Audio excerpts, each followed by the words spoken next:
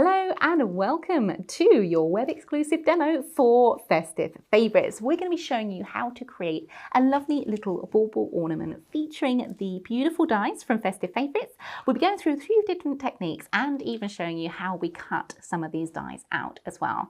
So, shall we get started? What I've done so far is I've cut a number of, not the largest size, but the next largest size down, baubles from our bauble kit. So same reflection, just cutting it a few times. So we've got a couple to go out here. And what we're going to do is create a lovely three-dimensional feel to this design. To achieve that, we're going to choose one as our base layer. We're then going to come in and following the sort of lines that are already laid down within our project, we're just going to come in and snip away and give this several decoupage layers. So I'm using my scissors, and all we're doing here is keeping the scissors in the same position and moving the reflection artwork itself. When it comes to the end there, we're just taking that in around the little top to the bauble here. On the other side, same thing again, using the scissors in the same position, snipping around that decoupage layer. So we're just picking out layers, and what we're going to do is give this a really lovely full effect by layering and decoupaging on that base layer. The next layer, or the last layer that we're going to go in on, is going to take this section of the middle out, so create a really lovely full effect to this bauble. We're just following the artwork itself, so these little golden lines that run down the centre of the bauble, just snipping away. And this time, instead of sort of coming up to where the finish is, we're going to go in and just come down and around that artwork to just snip away that little top to the bauble. Remember, we're moving the reflection artwork, so we're moving the cardstock rather than moving the scissors themselves. So coming in and snipping. These do remind me of those lovely sort of, proper glass baubles from, olden days, if you like. Just that lovely feel that they have. They're much more luxurious feel to our Christmas decorations. Perhaps it's something you've had that you bring out, year on year. It becomes almost like a little heirloom, a little classic that is your Christmas. It signifies the start of Christmas when you get the Christmas decorations out, doesn't it? There we go. So we've got our layers there. The other baubles I can set aside for a project for another day, but this gives me 3 little layers to decoupage up. I'm going to grab my foam mat and my largest size ball tool here as well. The base layer I'm going to leave flat, and that is a very important reason why when we come to stick 2 sides together. But for the next layer in, taking the ball tool, pressing down, not too hard, but just sort of there's a little bit of resistance between the mat and the card, and just rounding that off. We're not going straight into the centre because remember, this is just an outline die and it doesn't have the die cuts in to break up the paper, the fibres of the paper. So we just want to give it a little bit of lift without going too mad. And same thing again with that strip through the centre, just working on the edges and curling that around like so. Okay, popping my mat off to one side. We can then further shape the baubles out by using our thumb and forefinger, and then these are going to stick to our base layer. So I've already gone ahead and layered up a little bit of foam. So this is about just over 5 mil of foam that sticks right to the centre. We're then going to come in with a little bit of glue. So this is Pin Flare bookbinding glue on my glue applicator, just so I can get into those really fine areas along the top of the bauble there.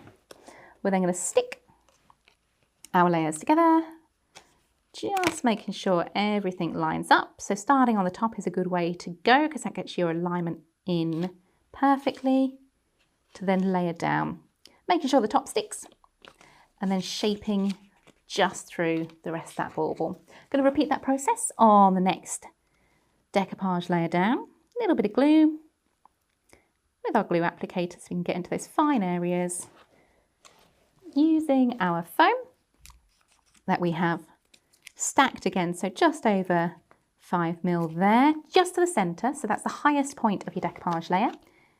Layering that over so the top of the bauble meets, and then just pressing down into place. So now we've got a lovely three-dimensional feel to our design. Furthermore, because these are symmetrical, if we repeat that process, so now we have two, we can have them back to back. So we can create a double-sided little design. So when it's on our Christmas tree and it swings round, you get that beautiful colour on the other side as well. So for this one, I'm going to stick that with a little bit of bookbinding glue.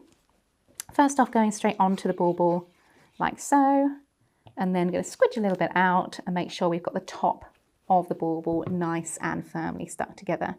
Layering it in this way also means if we are using it for decoration, for example, it ensures, because we've layered and layered and layered that top rather than cutting it away, it gives it a lot more strength and stability as well.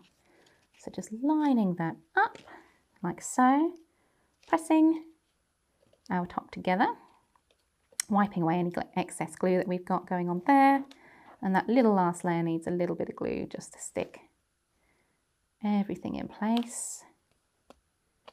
So now this top here is what, 1, 2, 3, 4, 5, 6 layers thick. So nice and sturdy.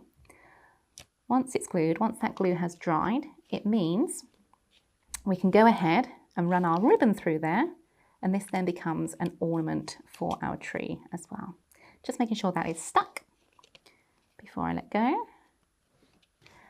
And selecting a colour ribbon to match. So I've gone with a gold, just to pick out the highlights on this little bauble design. I'm going to take probably more than I need, just to make sure we've got a nice length of ribbon to go at. Going to fold it over. The folded edge can go through our little loop. I'm going to use a pokey tool just to encourage it through, like so. And then take the tail ends and loop them back through that folded piece of ribbon. We can obviously embellish this further if you want to, stick a little bow on there, for example, but we've got a nice length of ribbon there to allow us to create a little ornament for our tree. Now our ornament needs decorating. So let's grab our beautiful characters. These are our frosty friends. These are just glorious. And what I've printed them out on is our pure print paper. And you'll notice they're all aligned in a strip. So this makes it super, super easy for cutting. Going to use a pair of scissors just to trim down the reflection artwork. If you're looking for the reflection artwork, you'll find it on our website, highlightcrafts.com. You can search by the name of the die or the collection, and that will come up.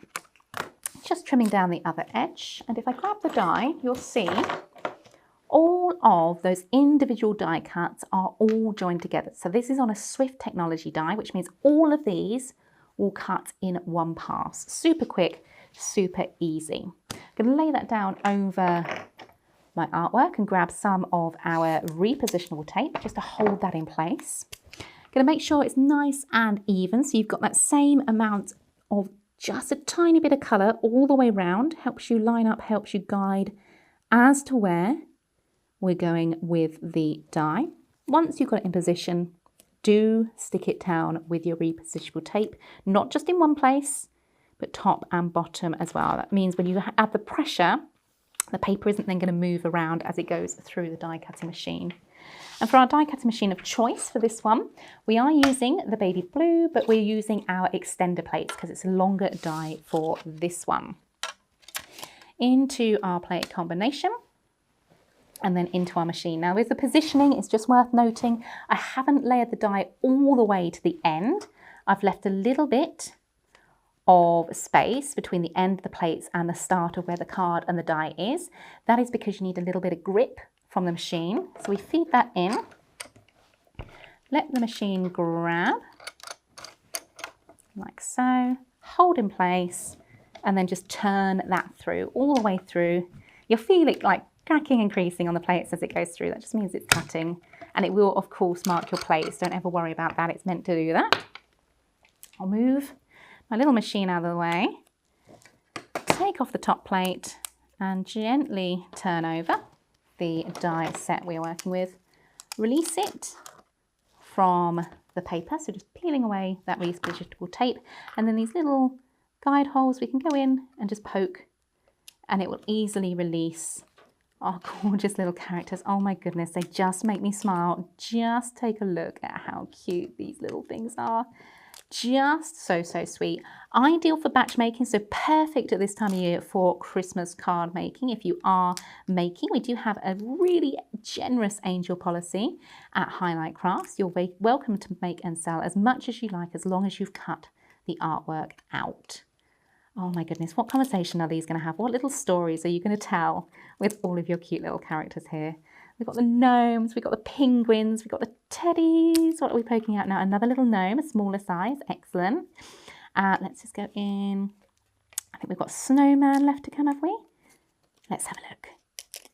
Oh, a little teddy. That is super sweet. And finally, last one here, a little penguin. So these are all our little characters included on that beautiful Frosty Friends, and we're going to use those to then just adorn the front of the ball wall as well. So it might be that we have one of our little gnomes just maybe poking his head around the side of that ball wall, for example. Perhaps we're having the snowman having a little conversation.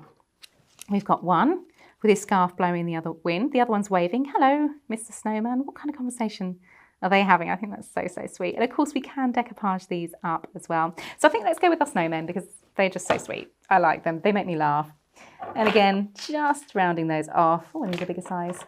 Switching to a bigger size ball tool. So we're using something that's appropriate for the size of the die cut there. Rounding them off. Just tweaking them so they sit nicely. And I think for this one, let's go in with our pin flare glue gel. Just need to unfurl my nozzle, bear with. So I'm just using a pokey tool and just cleaning that nozzle out so the glue can flow. And just positioning our little snowman. So they're having a chat on the front of this ball. Very sweet, very cute little snowmen, these. Having them so they are grounded, so they're sitting at the bottom, their little feet, their little snow feet along the bottom of the card. I'm going to grab another little layer for these because I do feel like possibly they need a little bit of decoupage. Let's see if we can do that with these. Little snowman, so cute. So again, cut line details. You see on the back, all these cut line details to go out here. So all we need is our scissors, and it very easily releases the detailing like so.